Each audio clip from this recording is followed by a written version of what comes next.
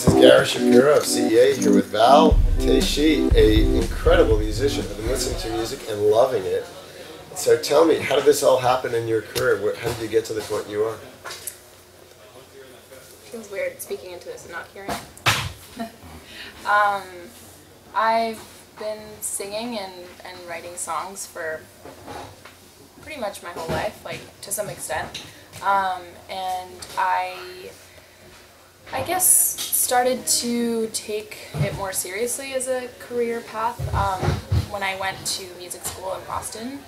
That was kind of the point where I, decided that I really wanted to make a career out of music.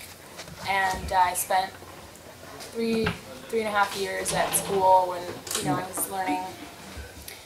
I was learning all the kind of some of the boring stuff and also some of the exciting stuff, that all the theory and harmony and all that stuff. But I was really just kind of focusing on writing my own music and working on songs, but it was something that I just kind of did totally privately and didn't really share with anyone, and I spent those years kind of just like building up a bunch of songs that I had worked on. So Val, you moved very quickly in your career. You're getting well known, but you're independent. You're not affiliated with a record company, right? Yeah.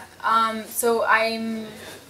I'll fight you for sharing. Go ahead. Sharing economy. I'm putting out an EP in about a month, and that's coming out through a label, an independent label. But beyond that, I'm essentially still an independent artist. Yes. So tell me about being an independent artist. How does that work? How do you get revenue? Is it from touring? Is it from ASCAP BMI? Is it from performing? Is it from t-shirts? Is it from streaming? How does that break down for you compared to someone who was doing what you were doing, let's say, 30 years ago? Yeah. I think that's a question that I probably ask myself a lot too. Like, it's just something that you kind of, I think, are constantly figuring out as an independent artist, which I guess is really the answer. I think is you kind of just have to really be aware of,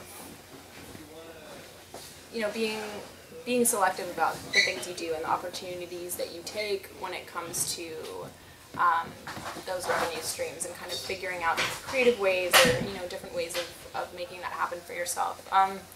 For me, I guess, I would say that touring is probably, for an independent artist, probably one of the possible ways of getting, creating a substantial revenue stream. But that also comes along with a lot of, logistical and financial costs. And so it's kind of like a given, pros and cons situation.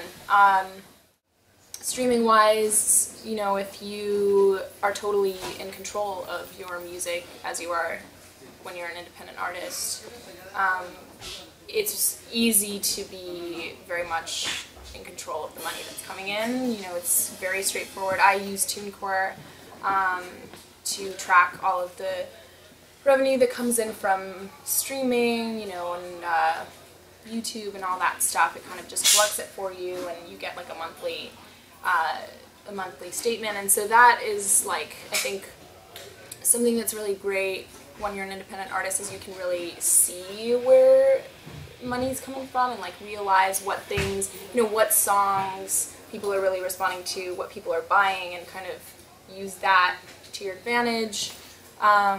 And also just being able to have access to those funds whenever you want. Whereas, when you're on a label, you kind of have to go by their quarterly or, biannual kind of, accounting periods. So I think that's something that is really helpful. Just one final question. What's your favorite technology that you couldn't live without?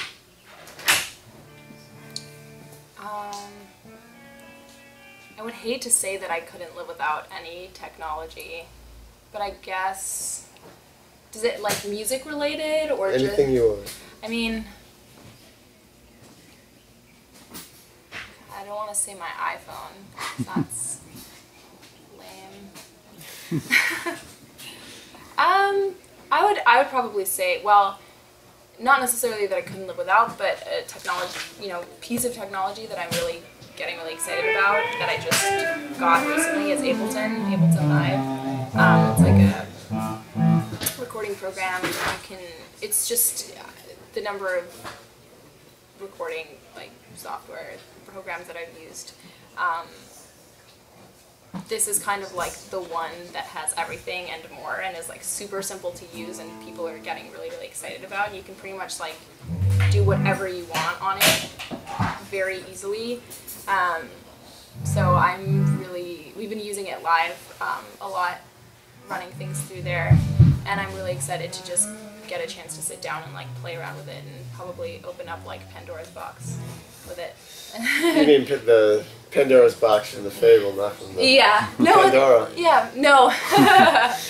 No, Pandora's box is in like not leave my room for a few days because I'm figuring it out. Yeah, playing around. Well, thank you so much. Is there anything you want to add or talk about that I haven't raised? Or you I don't know. When is this gonna be? It's a question for us. Yeah. Okay. Because I guess depending on that, I would say I have an EP coming out in mid-April, and it's a bunch of new music. So check it out. Check it out. Is there a name for it yet, or something? Yeah, it's called. Sorry.